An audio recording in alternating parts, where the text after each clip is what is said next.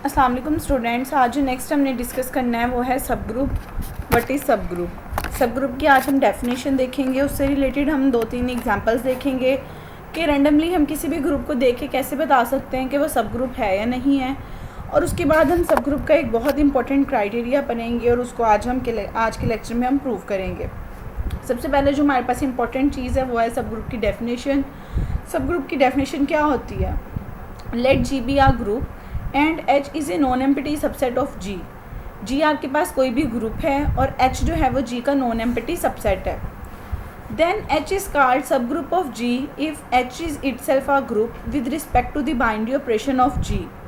आपके पास कोई भी एक ग्रुप होना चाहिए और उस ग्रुप का कोई भी सबसेट होना चाहिए। ग्रुप को मैंने यहाँ नाम दिया है जी का, इसका कोई भी नॉन एम्प्टी सबसेट होगा उसको आपने नेम दे देना है एच का।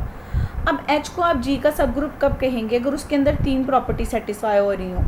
सबसे पहली प्रॉपर्टी तो ये है कि वो नॉन एम्प्टी सबसेट होना चाहिए। दूसरी प्रॉपर्टी ये है कि एच भी इटसेल्फ एक ग्रुप होना चाहिए। अगर एच इटसेल्फ एक ग्रुप हो और एच और जी दोनों का बाइनरी ऑपरेशन आपके पास सेम हो, देन आप कह दोगे कि जो एच है वो जी का सब ग्रुप है। यानी कि कोई भी एक ग्रुप जी है, एच उसका कोई नॉन एम्प्टी सबसेट है, एच भी एक ग्रुप है, जी भी एक ग्रुप है और दोनों का बाइनरी ऑपरेशन भी सेम है, तो आप कह दोगे कि एच जो है वो जी का सब ग्रुप बन रहा है। मैथमेटिकली सब ग्रुप की ये नोटेशन होती है कि H is a subgroup of जी। अब इसके बाद इसकी एग्जांपल्स देखते हैं जिससे आपको थोड़ा आइडिया हो जाएगा। जैसे कि देखें एग्जांपल नंबर 1। एग्जांपल नंबर 1 के अंदर है सेट ऑफ इंटीजर्स और सेट ऑफ रैशनल नंबर। अब सेट ऑफ इंटीजर्स और सेट ऑफ रैशनल नंबर ये दोनों अंडर एडिशन आपके पास ग्रुप होते हैं। तो देखें जो जी है वो क्यू का सबसेट भी है और नॉन एम्प्टी सबसेट है आपके पास। जी भी इटसेल्फ अ ग्रुप है, क्यू भी इटसेल्फ अ ग्रुप है। और तीसरी प्रॉपर्टी उन दोनों के बाइनरी ऑपरेशन भी सेम है, तो आप यहाँ से कह दोगे कि G is the subgroup of Q और मैथमेटिकली आप बता दोगे G is the subgroup of Q. Second example है आपके पास GL2R general linear group of order 2। M2R आपके पास है, ये भी मैट्रिसेस का ग्रुप है। अंडर एडिशन मैंने आपको ये पढ़ाया हुआ है और बताया हुआ है कि ये ग्रुप होता है। इसका प्रूफ आपको पिछली वीडियोस में मैंने करवाया हुआ है। अब देखें ये भी एक ग्रुप है, ये भी एक ग्रुप है और फर्स्ट सेट जो है वो सेकंड का सबसेट भी है आपके पास। ग्रुप की प्रॉपर्टी भी सेटिस्फाई हो रही है। लेकिन थर्ड प्रॉपर्टी अगर हम चेक करें, थर्ड प्रॉपर्टी ये थी कि दोनों के बाइनरी ऑपरेशन सेम होने चाहिए। फर्स्ट वाले का बाइनरी ऑपरेशन मल्टीप्लिकेशन है, सेकंड वाले का बाइनरी ऑपरेशन एडिशन है, तो उन दोनों के बाइनरी ऑपरेशन चेंज है। तो यहाँ से आप कह दोगे कि एक प्रॉपर्टी जो है वो यहाँ सेटिस्फाई नहीं हो रही। सो GL2R इज़ नॉट ए सब ग्रुप ऑफ M2R।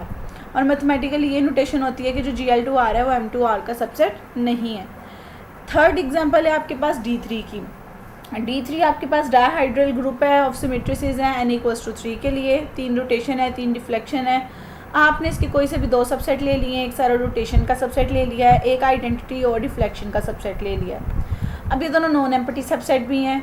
H1 भी अंडर कंपोजिशन एक ग्रुप है, H2 भी अंडर कंपोजिशन एक ग्रुप है और दोनों के बाइनरी ऑपरेशन भी D3 से मैच कर रहे हैं। तो यहाँ से इसका मतलब ये भी सब ग्रुप की कंडीशंस को सेटिस्फाई कर रहा है। दोनों नॉन एम्प्टी सबसेट हैं D3 के, दोनों इटसेल्फ अ ग्रुप हैं और दोनों का बाइनरी ऑपरेशन कंपोजिशन है। तो आप कह दोगे कि H1 भी सब ग्रुप है D3 का और H2 भी सब ग्रुप है D3 का। ये तो था कि हम कैसे MCQs के लिहाज से डायरेक्टली बता सकते हैं किसी भी सेट को वो दूसरे सेट का सब ग्रुप है या नहीं है। अब आज हम इसका एक इम्पॉर्टेंट क्राइटेरिया पढ़ेंगे, इसका प्रूफ करेंगे। इससे देखिए आज हम इसको प्रूफ करेंगे तो नेक्स्ट क्वेश्चंस में हम ये क्राइटेरिया यूज़ कर सकते हैं सब ग्रुप चेक करने के लिए। अब सब ग्रुप क्राइटेरिया क्या होता है? Subgroup criteria let G be a group. G आपके पास कोई भी ग्रुप है and H are non empty subset of G. H आपके पास एक non empty subset of G है। Then H is called a subgroup of G if and only if a B belongs to H implies a b inverse belongs to H. ये if and only if condition के साथ है कि किसी भी set को आप जी का सब ग्रुप तब कह सकते हो अगर आपके पास उसमें ये प्रॉपर्टी हो कि ए बी जो है वो एच से बिलोंग कर रहे हो, तो फर्स्ट एलिमेंट और दूसरे एलिमेंट के इनवर्स की प्रोडक्ट भी उसी सेट में चले जाए। अब इस थ्योरम का प्रूफ करने के लिए एक दफ़ा इफ़ वाली चीज़ कंसीडर करेंगे और कन्वर्स वाली प्रूफ करेंगे, एक दफ़ा कन्वर्स वाली चीज़ लेट करेंगे और फर्स्ट वाले टर्म को प्रूफ करेंगे। तो ये इफ़ एंड ओनली इफ़ के साथ कंडीशन सेटिस्फाई हो जाएगी। सबसे पहले तो देखिए आपको उन्होंने कहा है कि H is a subgroup of G है। हम पहले सपोज कर लेंगे कि एच जो है वो जी का सब ग्रुप है और इस कंडीशन को सेटिस्फाई करवाएंगे। अब देखिए जैसे हमने प्रूफ में सबसे पहले लेट कर लिया कि given that ji H is a subgroup of G. H अगर जी का सब ग्रुप है तो मैथमेटिकली मैं इसको ऐसे लिख सकती हूँ H is a subgroup of जी। अगर ये इसका सब ग्रुप है तो आप कोई से भी 2 एलिमेंट ए बी ले लें एच से, तो आपके पास उस सेकंड एलिमेंट का इन्वर्स भी इसके अंदर आ रहा होगा, क्योंकि अगर ये इसका सब ग्रुप है तो ये इटसेल्फ भी एक ग्रुप होगा। अगर ग्रुप है तो कोई भी एलिमेंट ले लें उसका इन्वर्स भी इसके अंदर आ रहा होगा। और अगर हम ए बी इन्वर्स को मल्टीप्लाई करें वो भी एच के अंदर आएगा, क्योंकि एच इट सेल्फ एक ग्रुप है और ग्रुप के अंदर कोलेयर प्रॉपर्टी होल्ड करती है। तो देखें ये चीज़ इजीली प्रूव हो जाएगी जो हमने प्रूव करनी थी कि अगर A B belongs to H है तो ए बी का इन्वर्स भी एच से बिलोंग करे। ये तो आपके पास सिंपल सा टास्क था, क्योंकि ये ऑलरेडी एक सब ग्रुप था तो ग्रुप भी है, तो इसलिए ग्रुप की सारी प्रॉपर्टीज़ को सेटिस्फाई कर रहा होगा। अब हमने इसका कन्वर्सली वाला पार्ट करना है। हमने सपोज कर लेना है कि ए बी बिलोंग करते हैं एच, और ये इम्प्लाई करता है A B inverse belongs to H, और यहाँ से हम प्रूव करेंगे कि H is a subgroup of जी। सब ग्रुप के लिए देखो पहले ग्रुप होना चाहिए, और ग्रुप के लिए उसकी प्रॉपर्टी है closure law, associative law, identity element, inverse element. तो हम पहले आइडेंटिटी और इन्वर्स एलिमेंट के लिए कर लेते हैं। अब देखो गिवन है कि ए बिलोंग्स टू एच, अगर ए एच से बिलोंग कर रहा है तो ए और ए बी एच से बिलोंग कर रहे होंगे, क्योंकि एच एक नॉन एम्प्टी सेट है। अगर एक सेट एच से बिलोंग कर रहा है, हमने ऊपर ही देखिए उन्होंने कहा कि अगर दो एलिमेंट एच से बिलोंग करें तो सेकंड का इन्वर्स भी उसमें आएगा। तो अगर ए और ए एच से बिलोंग करें तो ए का इन्वर्स भी एच में आ रहा होगा, और अगर आप ए को और ए इन्वर्स को मल्टीप्लाई करो तो वो आइडेंटिटी एलिमेंट बनता है। अगर ये दोनों एलिमेंट इसमें आ रहे हैं तो इसकी प्रोडक्ट भी तो इसमें आ रही होगी। ये प्रॉपर्टी यही कहती है कि अगर A B belongs to H, यहाँ पे डॉट आना था कि A B inverse belongs to H है, तो इन दोनों की प्रोडक्ट भी बिलोंग करती है। तो यहाँ से हम कह देंगे कि इन दोनों की जो प्रोडक्ट है आइडेंटिटी है वो भी एच से बिलोंग करती है। तो यहाँ पे देखो आइडेंटिटी एलिमेंट वाली प्रॉपर्टी सेटिस्फाई हो जाएगी कि आइडेंटिटी एलिमेंट एच के अंदर एग्जिस्ट करता है। अब आइडेंटिटी एलिमेंट एग्जिस्ट करता है तो देखिए आपके पास अगर ए और ई बिलोंग करता है एच से, आप आइडेंटिटी को इन्वर्स से मल्टीप्लाई करो वो भी बिलोंग कर रहा होगा एच से, और आइडेंटिटी को आप इन्वर्स से मल्टीप्लाई करो, आइडेंटिटी एलिमेंट ऐसा एलिमेंट होता है जिससे मल्टीप्लाई करने से कोई भी फ़र्क नहीं पड़ता। तो देखिए इसका मतलब ये कि इन्वर्स एलिमेंट बन रहा है, ये इन्वर्स एलिमेंट भी एच के अंदर चला गया। अब इन्वर्स प्रॉपर्टी भी यहाँ से प्रूव हो जाएगी और आइडेंटिटी एलिमेंट की प्रॉपर्टी भी प्रूव हो जाएगी।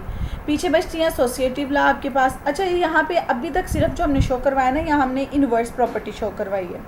इन्वर्स की प्रॉपर्टी में इन्वर्स एलिमेंट की बेसिकली एग्जिस्टेंस हमने शो करवाई है। अभी इन्वर्स प्रॉपर्टी होती क्या वो भी हम शो करवाएंगे।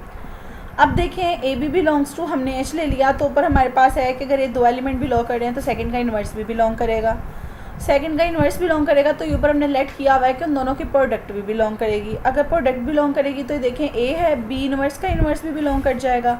इन्वर्स का इन्वर्स वही एलिमेंट अगेन आता है, तो यहाँ से प्रूव हो जाएगा कि ए बी एलिमेंट जो है वो भी एच के अंदर आ रहे हैं। तो ये अगर दो एलिमेंट आप ले रहे हो एक एल सेट से और उन दोनों की प्रोडक्ट भी आ रही, तो यहाँ से प्रूव हो जाएगा ये कोलेयर प्रॉपर्टी होल्ड करती है, क्लोज्ड है।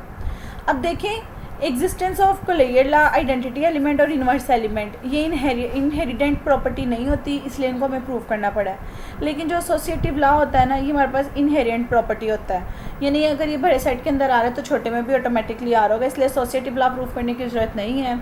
अगर नहीं है वो ऑटोमेटिकली होल्ड कर रहा है तो ग्रुप की सारी प्रॉपर्टीज ये होल्ड कर जाएगा, और यहाँ से प्रूव हो जाएगा कि एच जो है आपके पास एक ग्रुप है। अगर ये ग्रुप है तो इसका मतलब इफ़ एंड ओनली वाली कंडीशन सेटिस्फाई होगी, और यहाँ से प्रूव हो गया कि एच जो है वो जी का सब ग्रुप होगा।